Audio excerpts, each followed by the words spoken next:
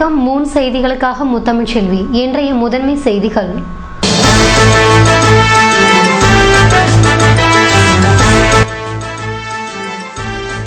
புதுவையில் வேலண்டைன்ஸ் டே கொண்டாட்டம். சுற்றுலா மையங்களில் பரிசு பொருட்களை பரிமாறி காதலை உறுதிப்படுத்திக் கொண்ட இளம் ஜோடிகள்.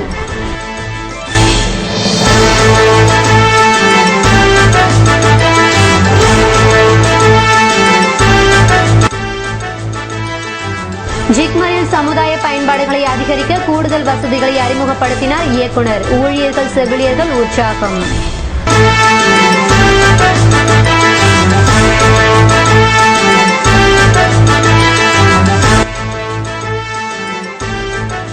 மதர் தெரேசா பட்ட மேற்படிப்பு மையத்தில் தேசிய உளவியல் கருத்தரங்கம். முதல்வர் ரங்கசாமி விருதுகள் வழங்கி பாராட்டு.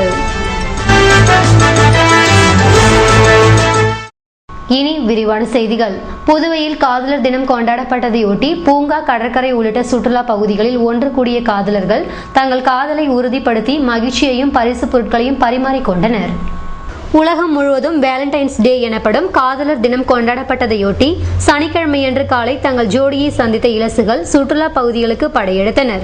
இதனால் கடற்கரை, பூங்கா, ஆரோவில், உசுட்டேரி, சுண்ணாம்பாறு, படகு குளம் போன்ற பகுதிகளில் காதலர்களை அதிக அளவில் காண முடிந்தது. இதனால் அங்கு அவர்கள் எல்லை மீறாமல் இருக்க போலீசார் குவிக்கப்பட்டிருந்தனர். சில ஜோடிகள் கடற்கரையில் தோளோடு தோள் சாய்ந்து கடல் அலையை ரசித்துக் கொண்டிருந்தனர். அப்போது அவர்கள் இந்த சந்தோஷம் எத்தனை நாட்கள் நீடிக்குமோ என்று தங்களுக்குள் கேள்வி எழுப்பிக் கொண்டனர். பூங்கா, கடற்கரை மற்றும் சுற்றுலா பகுதிகளில் கூடிய காதலர்கள் தங்கள் ஜோடிக்கு வாழ்த்து அட்டைகள், பரிசு பொருட்கள், ரோஜா பூக்கள் மற்றும் சாக்லேட்களை வழங்கி தங்கள் காதலை உறுதிப்படுத்திக் கொண்டனர். சிலர் முதல் முறையாக தங்கள் காதலை சொல்லிய போது ஓகே சிக்னல் கிடைத்த மகிழ்ச்சியினால் கனவில் மிதந்தனர். சிலருக்கு அது நிறைவேறாத சோகமும் அரங்கேறியதுண்டு. புதுவை பாரதி பூங்காவில் குவிந்திருந்த காதலர்களுக்கு தந்தை பெரியார் திராவிடர் கழகம், இந்திய வாலிபர் சங்கத்தினர் பூங்கொத்து கொடுத்து வாழ்த்து தெரிவித்தனர். ஆனால் இந்து முன்னணியினர் காதலர் தின வாழ்த்து அட்டைகளை எரித்து தங்கள் கண்டனத்தை வெளிப்படுத்தினர். காதலர் தின விழாவின் போது எல்லை மீறிய நிலையில் காணப்பட்ட ஜோடிகளை காவல்துறையினர் பூங்கா மற்றும் பொதுமக்கள் கூடும் இடங்களில் இருந்து அப்புறப்படுத்தினர். புதுவையில் காதலர் தினத்திற்கு எதிராக சில அமைப்புகள் செயல்பட்ட போதிலும் காதலர்கள் தங்கள் விழாவை எதிர்பார்த்த அளவிற்கு கொண்டாடி மகிழ்ந்ததாக நமது நிருபரிடம் உற்சாகத்துடன் தெரிவித்தனர். புதுவை ஜிக்மரில் சமுதாய பயன்பாடுகளை அதிகரிக்க கூடுதல் வசதிகள் செய்து தர இருப்பதாக இயக்குனர் ரவிக்குமார் தெரிவித்துள்ளார். ஜிக்மரில் புதிய திட்டங்களின் திறப்பு விழா நடைபெற உள்ளது. இந்த நாளை தங்களது அன்பை வெளிப்படுத்தும் தினமாக உலக மக்கள் கொண்டாடுகின்றனர். அதே நாளில் ஜிக்மர் தனது பராமரிப்பு சேவையை வெளிப்படுத்துகிறது என்று ஜிக்மர் இயக்குனர் ரவிக்குமார் தெரிவித்துள்ளார். இதுகுறித்து அவர் கூறுகையில், பழைய தங்கும் விடுதி ஒன்று புதுப்பிக்கப்பட்டு மறு வடிவமைப்பு செய்யப்பட்டுள்ளது என்றும் நோயாளிகளின் உறவினர்கள் மற்றும் குடும்பத்தினர் குறுகிய கால மற்றும் நீண்ட கால சிகிச்சைக்கு வருகை தரும் போது தங்குவதற்கு பயன்படும் என்றார். இந்த விடுதியில் 72 அறைகளும் கழிவறை மற்றும் குளியல் வசதிகளும் மிக சொற்ப வாடகை மற்றும் விலைகளில் கிடைக்கும் என்றும், இவ்விடுதிகளில் பிரிதொரு பகுதிகளில் மறுவாழ்வு பயிற்சி மையம் ரோட்டரி சங்கத்துடன் இணைந்து செயல்படுத்தப்படும் என்றார். புதிய தரம் உயர்த்தப்பட்ட வசதிகள் செய்யப்பட்டுள்ளன. ஊழியர்களின் குடும்ப விழாக்களுக்கும் சமுதாயத்திற்கும் பயன் தரும் நடவடிக்கைகளுக்கும் பயன்படும் என்றும், இந்தியாவிலேயே மிக குறைந்த செலவில் வசதிகள் கிடைக்கின்றது என்று ஊழியர்களின் நலனுக்காக செயல்படுத்தப்படுகிறது என்றார். நிறுவனத்தை சுற்றி பாதுகாப்பான சுற்றுச்சுவர் எழுப்பப்பட்டுள்ளது. சுற்றுச்சுவரை ஒட்டி உள்வட்ட பாதை அமைக்கப்பட்டுள்ளது. சைக்கிள் பயிற்சிக்காகவும் மரங்கள் மற்றும் பொழுதுபோக்கு வசதிகளுடன் திகழும் என்றார். விரிவாக்கப்பட்ட மாணவர்கள் சுயசேவை உணவகம், பூங்கா அமைப்புடன் கூடிய நிழற்குடை, உணவு மேசைகள் திறந்த வெளியில் அமைக்கப்படும் என்றும், வைஃபை இணைப்பு செய்யப்பட்டுள்ளது என்றும் அவர் கூறினார். மதர் தெரேசா பட்ட மேற்படிப்பு மையத்தில் தேசிய உளவியல் கருத்தரங்கை முதல்வர் ரங்கசாமி திறந்து வைத்து பரிசுகள் வழங்கினார். புதுச்சேரி உளவியல் சங்கம், இந்திய பள்ளி உளவியல் சங்கம், இந்திய பயன்முறை உளவியல் சங்கம் ஆகியவை இணைந்து 16வது தேசிய உளவியல் கருத்தரங்கை புதுச்சேரி பிளஸ்ட் மதர் தெரேசா மேல்நிலைப் பள்ளியில் 2 தினங்கள் நடத்தியது. முதல்வர் ரங்கசாமி கருத்தரங்கினை தொடங்கி வைத்து விருதுகளை வழங்கினார். சட்டப்பேரவைத் தலைவர் சபாபதி என்கிற கோதண்டராமன் தலைமை வகிக்க குஜராத் சட்ட வல்லுநர் சுஜித் ஐ நானாவதி சிறப்புரையாற்றினார். பேராசிரியர் முகோதாபாத் நோக்க உரையாற்ற பேராசிரியர் கருணாநிதி கருத்தரங்க உரையும் நிகழ்த்தினார். டாக்டர் அரவிந்தன் வாழ்த்துரை வழங்க இந்திய பள்ளி உளவியல் சங்க புதுவை அமைப்பாளர் தண்டபாணி விருதாளர்களை அறிமுகம் செய்து வைத்தார். 2015ஆம் ஆண்டிற்கான உளவியல் விருது பெறுவோர் திரு சுஜிர் நானாவதி குஜராத், பேராசிரியர் நவரத்னன் சர்மா ஹரியானா, முனைவர் கிருஷ்ணராஜ் புதுச்சேரி, முனைவர் ராமலிங்கம் புதுச்சேரி, முனைவர் நடராஜன் சென்னை, திரு கே ஜெயஜோதி திருவாரூர், ஜெய கணபதி மயிலாடுதுறை மற்றும் மாலதி குமார் சென்னை. 2 நாட்கள் நடைபெறவுள்ள இக்கருத்தரங்கில் 60க்கும் மேற்பட்ட ஆய்வு கட்டுரைகள் வழங்கப்பட உள்ளன. இந்தியாவின் பல்வேறு பகுதிகளில் இருந்து 200 ஆய்வாளர்கள் கருத்தரங்கில் பங்கேற்கின்றனர். பள்ளி முதல்வர் அருட்தந்தை ரட்சகர் வரவேற்புரை வழங்க செயலர் முனைவர் எஸ் சுரேஷ் நோக்க உரை நிகழ்த்தினார்.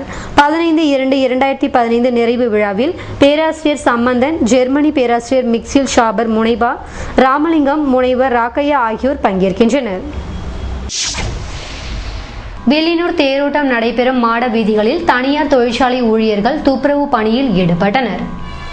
வில்லியனூரில் தேரோட்டம் நடைபெறும் 4 மாட வீதிகளை துப்புரவு செய்யும் முகாம் சனிக்கிழமை நடைபெற்றது. இதனை வில்லியனூர் கொம்யூன் பஞ்சாயத்து ஆணையர் சீதாராமன் துவக்கி வைக்க பொறியாளர்கள் மற்றும் தனியார் தொழிற்சாலை அதிகாரிகள் கலந்து கொண்டனர். இதில் பங்கேற்ற ஊழியர்கள் 4 மாட வீதிகளை சுத்தம் செய்தனர்.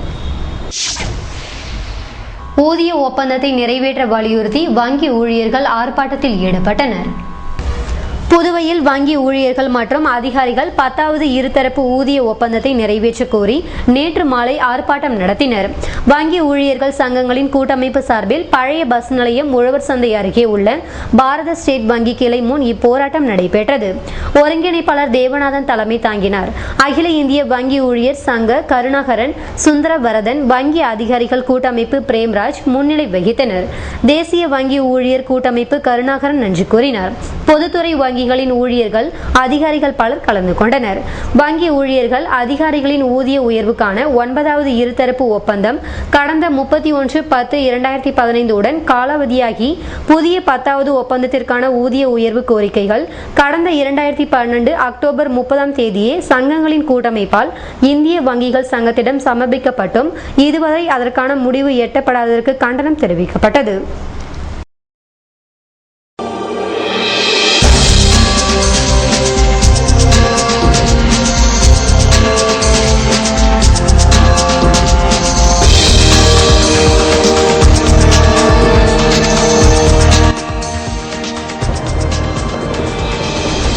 வில்லியனூர் ஆச்சாரியா சிக்ஷா மந்திர் பள்ளியில் கலை போட்டிகள், திறமைகளை வெளிப்படுத்தி மாணவர்கள் உற்சாகம்.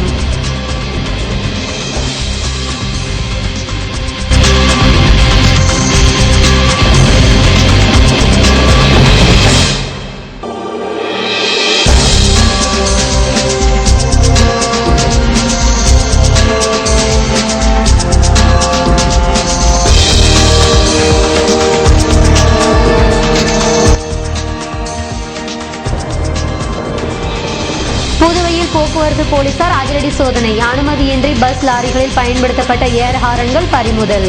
விபரம் விளம்பர இடைவெளிக்கு பிறகு.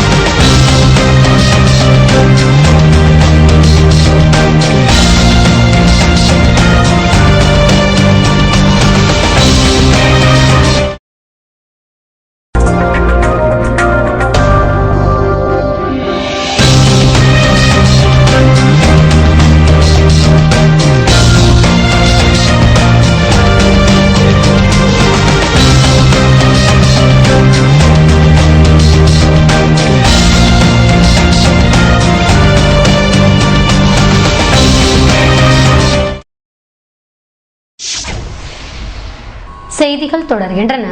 வில்லியனூர் அறிவாசகராயா பள்ளியில் நடைபெற்ற கண்காட்சியில் அறிவியல் படைப்புகளை மாணவ மாணவிகள் பார்வைக்கு வைத்திருந்தனர். வில்லியனூர் சுந்தரமூர்த்தி விநாயகர் கோவில் பின்புறம் அமைந்திருக்கும் அறிவாசகராய மழலையர் பள்ளியில் முதல் ஆண்டு அறிவியல் கண்காட்சி துவக்க நிகழ்ச்சி சனிக்கிழமை நடைபெற்றது. தேசிய நல்லாசிரியர் விருது பெற்ற ராதாகிருஷ்ணன், வில்லியனூர் ஆய்வாளர் ரங்கநாதன் ஆகியோர் கண்காட்சியை திறந்து வைக்க பள்ளி நிர்வாகிகள் சந்திரோதயம், கலாவதி ஆகியோர் தலைமை தாங்கினர். கண்காட்சியில் மாணவ மாணவிகள் தங்கள் அறிவியல் படைப்பினை பார்வைக்கு வைத்திருந்து தங்கள் திறமையை வெளிப்படுத்தினர். இதனை பெற்றோர் மற்றும் குழந்தைகள் பார்வையிட்டனர். புதுவை உழவர்கரையில் நடைபெற்ற மருத்துவ கவி அரங்கை உள்ளாட்சித்துறை அமைச்சர் பன்னீர்செல்வம் துவக்கி வைத்தார். கவிதை வானில் கவிமன்றம், 14 சித்தர் மெய்நெறி கழகம் சார்பில் மருத்துவ கவி அரங்கம் உழவர்கரை மூலிகை தோட்டத்தில் நடைபெற்றது. கலாவிசு வரவேற்புரையாற்ற சிறப்பு விருந்தினராக கலந்து கொண்ட உள்ளாட்சித்துறை அமைச்சர் பன்னீர்செல்வம் அரங்கை துவக்கி வைத்தார். சீனு மோகன்தாஸ் தலைமை தாங்க இளமதி ஜானகிராமன் சித்தர்களின் உடலோம்பும் நெறிகள் என்ற தலைப்பில் உரை நிகழ்த்தினார். மூலிகைகள் குறித்து தேசிய நல்லாசிரியர் ராமநாதன் விளக்கம் அளிக்க இதில் தமிழ் அறிஞர்கள் மற்றும் பலர் கலந்து கொண்டனர். ஆச்சாரியா பள்ளியில் நடைபெற்ற கலை உற்சாக போட்டியில் மாணவ மாணவிகள் பங்கேற்று தங்கள் திறமைகளை வெளிப்படுத்தினர். வில்லியனூர் உருவையாற்றில் அமைந்திருக்கும் ஆச்சாரியா சிக்ஷா பள்ளியானது மாணவ மாணவிகளிடையே புதைந்து கிடக்கின்ற தனித்திறமைகளை வெளிக்கொணர ஆச்சாரியா கலை உற்சவம் என்ற பெயரில் தனிநபர் பாடல், குழு பாடல், பரதநாட்டியம், மேற்கத்திய நடனம், கிராமிய நடனம், மெல்லிசை பாடல் குழு, தனிநபர் இசைக்கருவி வாசித்தல், ஓவியம், வண்ணம் தீட்டுதல், கைவினை முதலியவற்றில் பல்வேறு போட்டிகள் ஏற்பாடு செய்யப்பட்டிருந்தன. புதுச்சேரி வரலாற்றில் முதல் முறையாக மாணவ கலைஞர்களை ஊக்குவிக்கும் விதமாக ஆச்சாரியா கவிஞர் விருது, ஆச்சாரியா இசை அமைப்பாளர் விருது ஆகிய விருதுகள் வழங்கப்பட இருக்கின்றன. இந்த அனைத்து போட்டிகளும் சனிக்கிழமை மற்றும் ஞாயிற்றுக்கிழமை நிகழ்த்தப்பட உள்ளன. ஞாயிறன்று பார்வையாளர்கள் முன்னிலையில் போட்டியாளர்கள் இறுதி தேர்வும், அதனைத் தொடர்ந்து திரைத்துறை மற்றும் சின்ன திரையுலகில் கோலாச்சி நிற்கும் பன்முக படைப்பாளி கங்கை அமரன் பொற்கரங்களால் பரிசளிப்பும் மற்றும் பிரம்மாண்டமான பல்கலை நிகழ்ச்சிகளும் நடைபெற உள்ளன.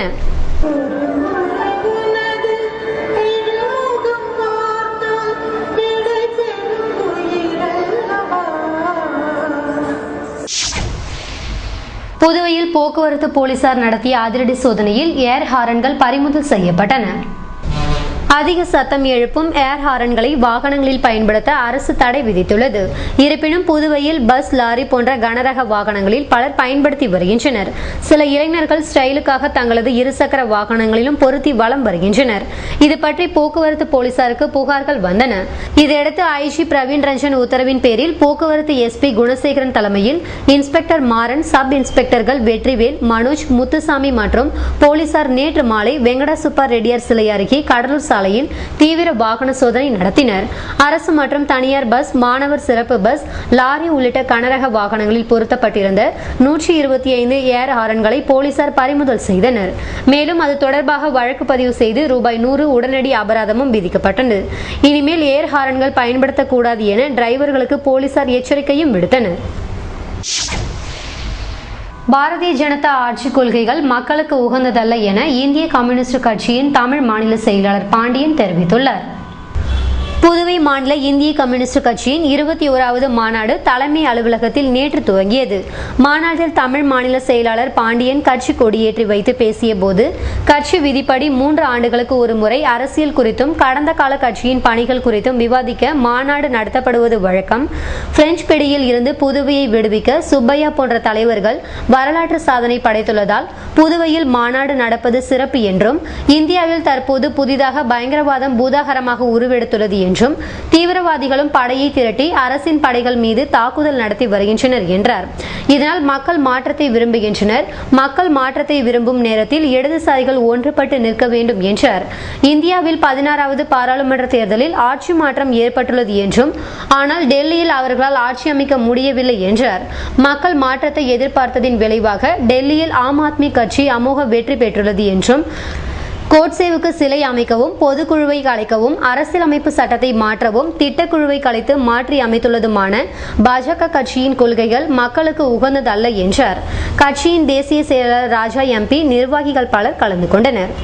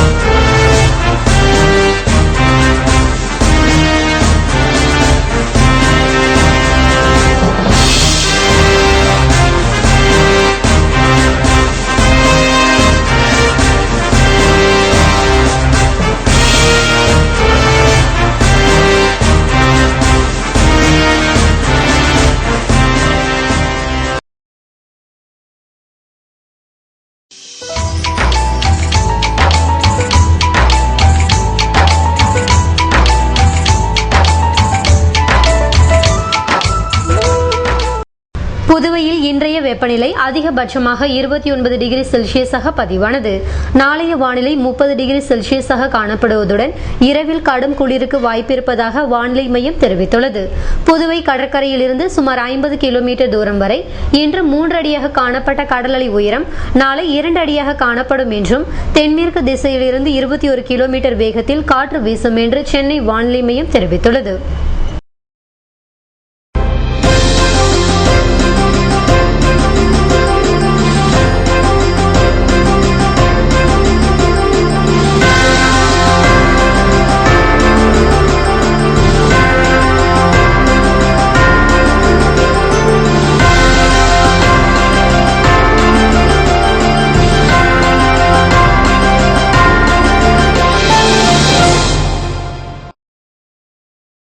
மீண்டும் இன்றைய முதன்மை செய்திகள்.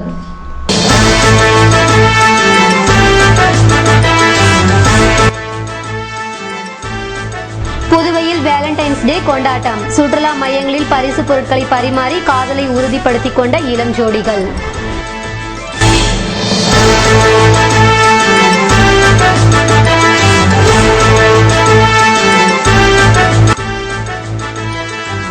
ஜிக்மரில் சமுதாய பயன்பாடுகளை அதிகரிக்க கூடுதல் வசதிகளை அறிமுகப்படுத்தினார் இயக்குனர். ஊழியர்கள் செவிலியர்கள் உற்சாகம்.